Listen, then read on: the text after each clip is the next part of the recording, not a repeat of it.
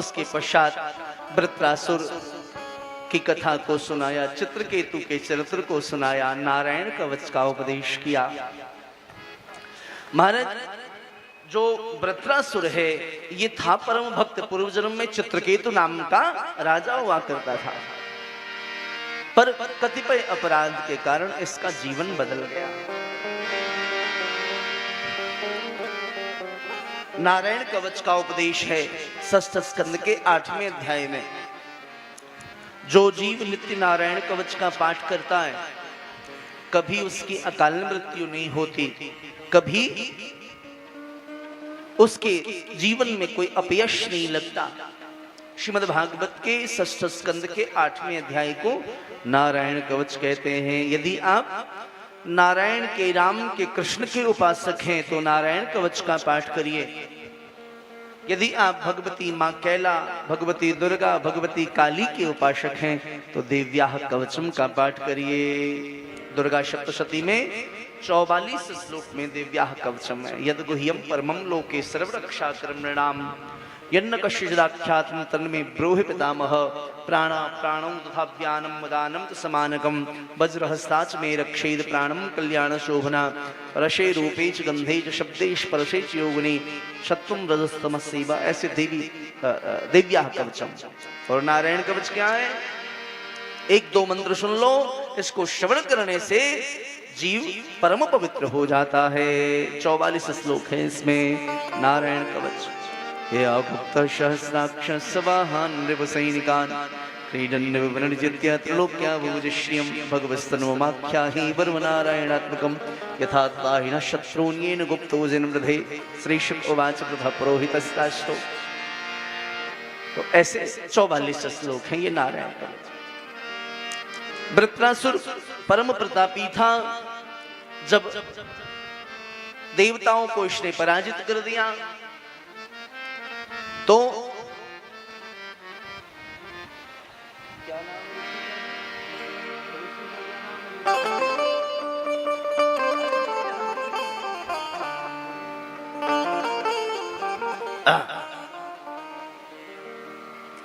महाराज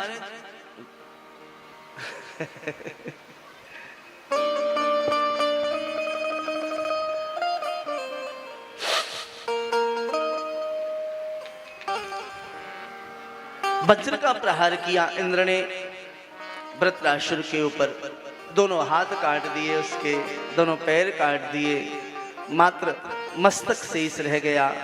वृत्रासुर ने इशारा किया तुम मुझे नष्ट कर देना, पर एक बार स्तुति कर लेने दो, क्योंकि वृत्रासुर जो है भगवान का परम पावन भक्त था, पवित्र भक्त था। श्रीमद् भागवत में वृत्रासुर ने जो स्तुति की है इसको वृत्र चतुष्टयी के नाम से जाना जाता है। श्रीमद् भागवत के मुझे कुछ अतिशय प्रिय श्लोक हैं, उनमें ये वृत्र चतुष्टयी भी है। वृत्रासुर बहुत पवित्र स्तुति करता है, मानो जब युद्ध हो रहा है, जीवन की इति में बिहारी जी प्रकट हो गए और वृत्रासुर उनसे संवाद कर रहा हो।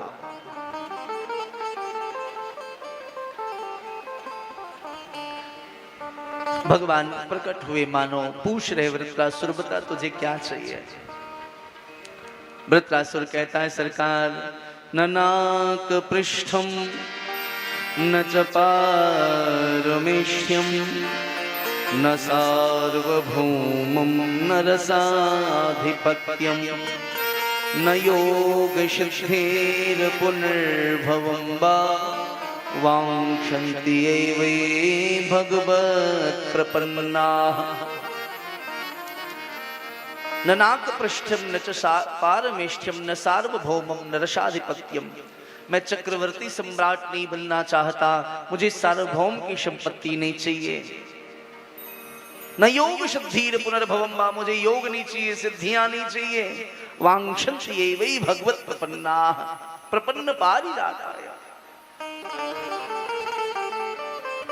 बोल क्या चाहिए, कैसी अवस्था, क्या चाहते हो? तुम चाहो तो अभी मैं तुम्हें स्वस्थ कर दूं, इंद्र को समझा दूं, तुम जीवित हो जाओगे। बोले नहीं, चाहिए क्या बताओ, कैसी अवस्था, क्या कामना है तुम्हारी? तो वृत्रासुर बड़ी प्यारी बात कहते हैं। अजात पक्षाः एव मातरं खगाः स्तन्यं यथा वत्सतराक्षुधार्ता प्रियं प्रियैव व्युषितं विषन्ना मनोरवृन्दाक्षिदीक्षते त्वाम्। सरकार, मेरी अवस्था जो है जीवन की, वह एक पक्षी के समान हो जाए, नवजात पक्षी के समान। कैसे? बोले, एक पक्षी जब अपने बच्चे को घोंसले में छोड़ करके दाना चुगने जाती है तो उसके बच्चे के लिए एक एक क्षण एक एक युग के समान व्यतीत होता है। सरकार, मेरी एक कामना है। क्या? बोले, मेरे जीवन की अवस्था भी आपके विरह में उस पक्षी के बच्चे जैसा हो जाए। एव मातरम खगा, खग माने पक्षी। फिर भी मन नहीं भरा तो दूसरी बात कही वृत्रासुर ने, अजात पक्षाः एव मातरम खगाः स्तन्यम यथा वत्सतराक्षुधार्ता। बोले, सरकार, मैं चाहता हूं मेरे जीवन की अवस्था वैसी हो जाए जैसी अवस्था गाय के बछड़े की होती है। गैया बछड़े को जन्म देती है, बाद में जब गौचारण के लिए निर्जन वन में जाती है तो बछड़े का जीवन अपनी माँ की प्रतीक्षा में एक एक पल एक एक युग के समान बीतता है।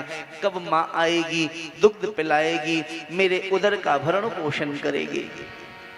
सरकार, मैं चाहता हूं मेरी अवस्था उस गाय के बच्चे के समान हो जाए।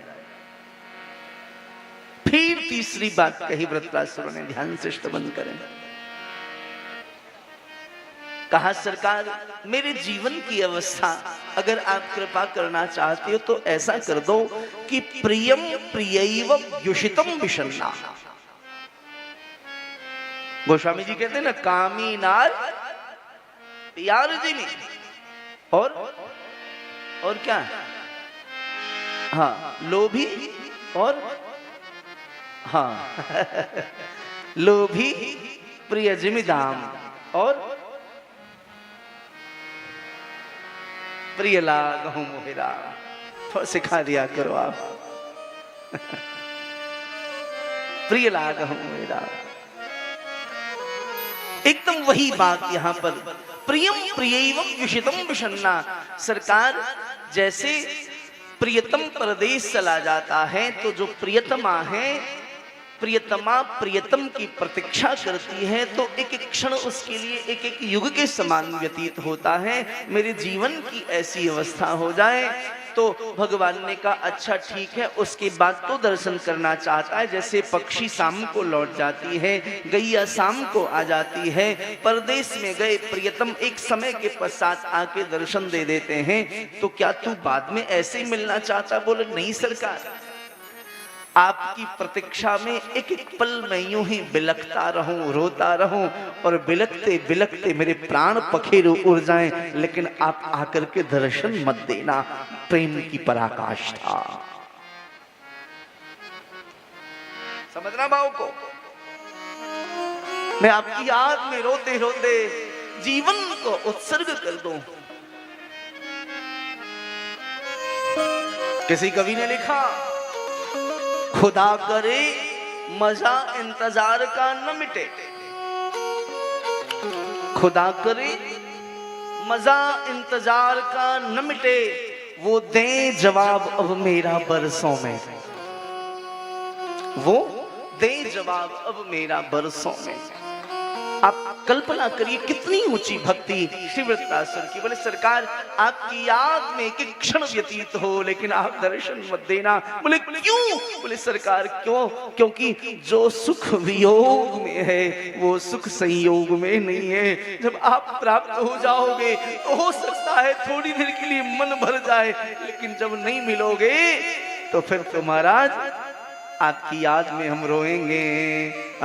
तो गुरुजन समझाएंगे, आशा रख पगली वो आएंगे, आशा रख पगली वो आएंगे।